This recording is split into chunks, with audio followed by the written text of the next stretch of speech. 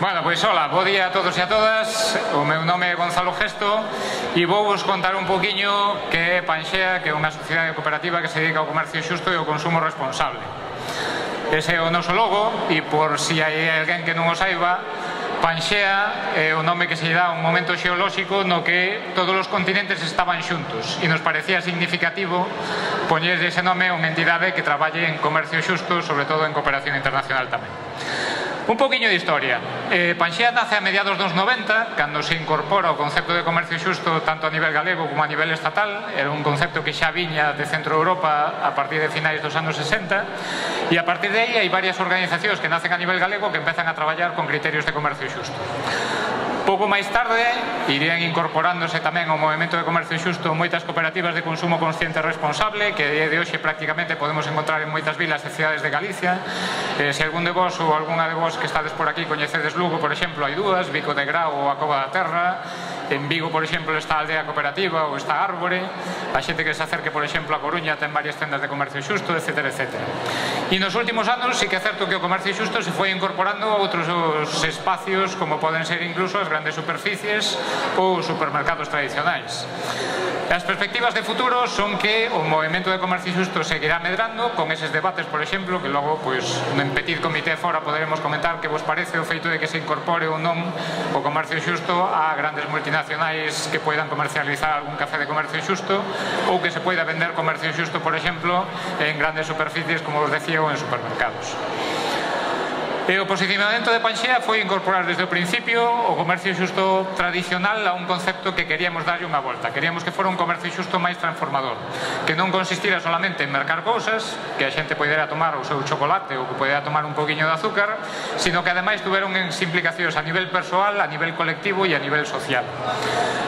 Segundo, incorporamos o concepto de consumo responsable porque entendemos que non ten moito sentido falar de comercio xusto e ter unhas condicións máis xustas de traballo se non hai consumidores responsables que vamos dando pasos para modificar esas dinámicas. E logo incorporamos tamén conceptos ou criterios como de agroecoloxía e soberanía alimentaria. Este foi especialmente interesante porque entrou no debate de Panxea das persoas que formábamos parte por as propias persoas que viñan do sur. Moitas veces traíamos a produtores do sur que nos falaban do café de comercio xusto e nos decían: oye, e que facedes aquí co leite? Non tiña moito sentido que Panxea estuvera comercializando café de comercio xusto e que non tuveramos leite con criterios de comercio xusto. Pois aí incorporamos a moitos produtores e produtoras galegas que a día de hoxe xa forman parte tamén do grupo de proveedores de Panxea e un pouco da rede social que vos decía que tenemos. E a día de hoxe tamén estamos con un montón de cousas relacionadas con economía alternativa e solidaria que agora vos comentaré. Os principios de comercio xusto, tal e como os formulamos a día de hoxe, son eses 10. Non vos vou a ler, hai algúns que son máis tradicional, o tema, por exemplo, de igualdade entre homes e mulleres, o tema de pagar precios e salarios xustos á xente, ou unhas condicións de traballo que sean cando menos dignas, pero sí que hai dúas ou tres que nos parecían importantes matizar.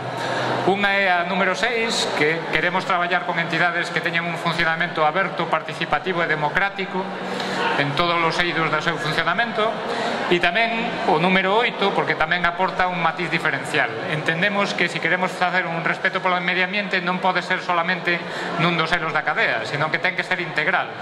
Non ten sentido falar, por exemplo, de respeto medioambiental se ao final hai produtos que podemos consumir de kilómetro cero ou de produtores locais e que temos que incorporar ou traer desde unha distancia moi longa, por moito que teñan outros criterios de comercio xusto que sí que cumplen. Traballamos para un cambio que pretendemos que sexa a 3 niveis. Entendemos que hai cousas que hai que cambiar como consumidores ou como proveedores, e iso é un cambio a nivel persoal, pero hai cousas que entendemos que teñen que ser a nivel colectivo, e por iso Panxea é un colectivo de persoas. Non é unha iniciativa individual de unha tenda de comercio xusto que alguén monta a título personal, sino que é un colectivo e a día de hoxe está formado por unha cooperativa de consumidores e usuarios. Os socios somos os que temos a capacidade de decidir que mercamos e que non mercamos, en que cantidades, a que proveedores, con que criterios, con que forma de pago, etc. Porque entendemos que esas dinámicas que se crean a nivel colectivo son especialmente interesantes e tamén fomentamos que a xente coa que traballamos ou a xente coa que queremos facer cousas tamén faga cousas a nivel colectivo. E o último é que queremos tamén un cambio a nivel político e institucional. Non ten sentido que fagamos un consumo responsable e que eu ao mellor apague as luces da miña casa porque teño uns criterios medioambientais se, sin embargo, non conseguimos que a normativa en materia de eléctricas ou, por exemplo, de autoconsumo eléctrico non se mude. mude. Ou non ten sentido que apoyemos entidades de finanzas éticas e que eu poida ter unha conta en unha entidade de finanzas éticas se a normativa de control bancario que fai o Banco de España non sirve para acabar con cousas como as tarjetas black ou os abusos nas comisións hipotecarias. Pois eso, entendemos que temos que facer tamén tarefas de incidencia política para mudar esas regulacións a nivel autonómico, estatal ou incluso local, ou, por exemplo, unha cousa que se falou en algunha das mesas, por que nos comedores escolares ou nos hospitais non temos incorporado produtos agroecolóxicos ou produtos de comercio xusto, ou que criterios temos a hora da compra pública ética. A partir de aí, traballamos en 4 eixos fundamentais. Ora iréis nos explicando. Un é outro xeito de facer economía e comercio, porque ao fin e ao cabo somos unha entidade que fai comercio, somos unha empresa a nivel colectivo, unha cooperativa, pero somos unha empresa que fai comercio. O segundo é facer esas actividades que vos decía agora de difusión, de sensibilización e de incidencia política. O terceiro é coidar as persoas e coidar en eso moito a vida asociativa. E por último, traballar en rede. En que se traduce eso? Pois o feito, por exemplo, de facer outro xeito de economía e comercio é que unha das cousas que non queríamos era que a tenda estuvera atendida exclusivamente por voluntarios. Hai algunhas tarefas que se fan con voluntariado, pero entendemos que o traballo de tenda é un traballo que ten que estar remunerado e con criterios de comercio xusto. Por eso a persona ou personas que gestionan a tenda da cooperativa teñen un contrato laboral indefinido e teñen unhas condicións de traballo xustas. Outra cousa é eso, que temos unha tenda aberta ao público, e para ter unha tenda aberta ao público hai que cumprir unha serie de regulacións e hai cousas que podemos incorporar e cousas que non. A terceira, por exemplo, é que eso, as cousas que queremos chegar e que non podemos ter en tenda, buscamos sempre vías para chegar a elas. Temos un sistema, por exemplo, que é un sistema de cestas abertas, para que a xente que quede consumir produto local agroecolóxico, pero que xa ten algunha produción na casa, poida decidir cada semana o que quere pedir.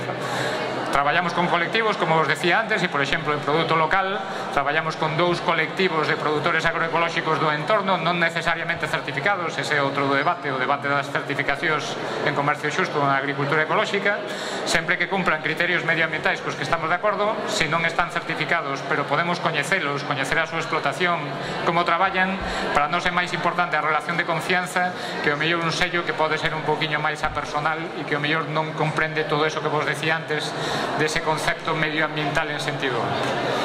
E facemos cousas tamén que comentaba antes con algunha compañera por aí, por exemplo, de facer algún catering con empresas, con entidades, con ONGs, nos que levamos produtos de comercio xusto, produtos agroecolóxicos locais, facer algún tema de elaborados, etc.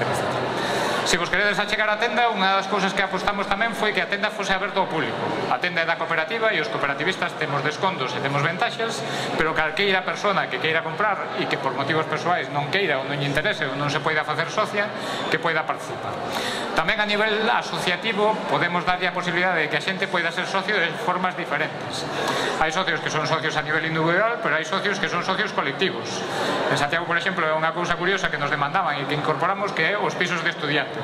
Hai pisos de estudiantes que son varios no piso e que o socio a nivel persoal é uno porque legalmente ten que aparecer un DNI, pero é o colectivo da xente que vive no piso ou unha familia, por exemplo, os que son socios. A segunda cousa que facemos é actividades de difusión e sensibilización e, como os decía antes, incidencia política. A propia tenda ten un espacio dedicado exclusivamente a eso, temos unha biblioteca, temos unha especie de mini cousateca de cousas que damos en préstamo, pois desde un ordenador que se pode levar, un proxector, libros, vídeos, materiais divulgativos que a xente que queira, sea ou non socia, pode pedir e pode levarse. Damos charlas a nivel universitario, facemos obradoiros alí e damos a posibilidade tamén a persoas ou colectivos que queiran facer cousas no espacio de tenda que poidan utilizar ese espacio para facer actividades de promoción, de divulgación, presentación de produtos que vos decía antes, e elaboramos algúns materiais. Temos un material, por exemplo, que lle temos especial cariño, que foi un libro dos bolechas sobre os bolechas van á cooperativa de consumo consciente. Pois outra forma diferente de poder enseñarlle a xente que se poden facer cousas relacionadas con consumo responsable e comercio xusto dunha maneira distinta. A terceira cousa que vos decía é que cuidamos moito, ou intentamos alo menos, cuidar a vida asociativa, e para eso os socios e as socias, ademais de participar nas reunións semanais dos martes, que son abertas e que calquera pode achegarse, incluso non sendo socia, a comentar, a decidir, a darnos propostas.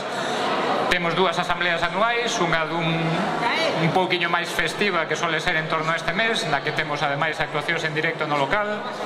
Inda que, ademais, podemos, por suposto, tomar ese tipo de decisións dun pouco un marco concreto de por onde queremos que traballa a nosa cooperativa.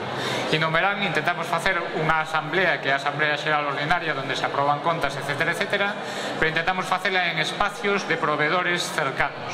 E a chegarnos, por exemplo, unha das últimas fixose en Arqueixal, que é un productor de lácteos que está na comarca de Ulloa, e fixemos ali a propia asamblea para coñecer o proveedor e ter un espacio para cuidarnos un pouco entre todas e todas, ademais de tomar as decisións que había que tomar asambleariamente, claro. Facemos tamén visitas a productores. Aí a esquerda tedes un proxecto no que estuvemos fai un par de anos, que era un proxecto de comercialización de produtos de pesca sostible que estaba na reserva dos Miñarzos, na zona de Carnota, que ora, por desgracia, non houve un colectivo suficiente de consumidores responsables para sacarlo adiante e acaba de pechar, pero bueno, tamén hai, antes nos comentaban tamén nunha das mesas que hai proxectos que ao final salen mal, que o mellor a idea é boa, pero non necesariamente porque a idea sea boa ás veces saímos adiante. Pois esta era unha moi boa idea que, sin embargo, a nivel empresarial, por diferentes motivos non acabou de fructificar, pero que tamén visitamos. O que tedes abaixo á dereita é unha visita que fixemos a un colectivo que está en Padrón de produtores agroecolóxicos que traballan con persoas con discapacidade na comarca do Sar. É unha entidade que se chama AMIPA e que ten varios invernadoiros no que era o vello convento dos franciscanos de produción de produto de horta e que traballan tamén como proveedores de Panxea. E o último é o que vos comentaba antes de traballo en rede. Entendemos que Panxea non vai a cambiar o mundo, obviamente, intentamos dar pasiños, pero hai moitas cousas coas que queremos colaborar e que nos parecen interesantes e que para eso temos que apostar polo traballo, como vos dicía ao principio, en colectivo e en rede. E por eso estamos en redes de economía alternativa solidaria, estamos na Coordinada Galega de ONGs, colaboramos con colectivos que traballan en temas de finanzas éticas e o espacio que vos decía antes do local de Panxea está aberto para que sea unha especie de coworking de entidades que traballamos nese eido. A día de hoxe, por exemplo, xa hai 3 ou 4 entidades que comparten espacio con nós. Oxfam Intermón ten a súa sede en Compostela no local de Panxea, a Isopeto, que é unha entidade de finanzas éticas de microcréditos, ten o seu local en Panxea tamén, é un punto de información de Fiare, dentro de moi pouco vai a ser un punto de información tamén de Nosa Enerxía, e tamén un espacio onde calquera persoa ou entidade que teña un proxecto interesante e que queira deixar información, folletos, contactos, pode ter tamén o hueco para que a xente que se poida acercar poida conoceros.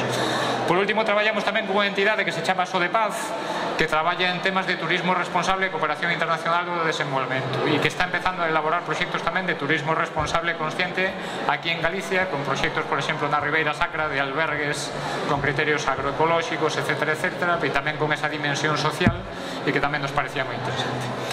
Pois pouco máis, calquera cousa que queirades coñecer relacionada con comercio xusto, consumo responsable, economía alternativa e solidaria, estamos totalmente a vosa disposición. Eu a nivel persoal e, por suposto, calquera das persoas que formamos parte de Panxea, convidarvos a que vos acheguedes en horario de tenda todas as tardes. Por exemplo, estamos abertos de 5:15 a 9:45, polas mañás agora, por temas laborais de conciliación, abrimos solamente os mércores e os sábados, pero que tedes o correo electrónico, tedes a páxina en Facebook onde podedes interactuar con nós tamén, teléfono, pois invitarvos a que vos acheguedes, que nos coñezades e calqueira cousa que podamos colaborar estaremos dispostos e abertos. Moitas gracias.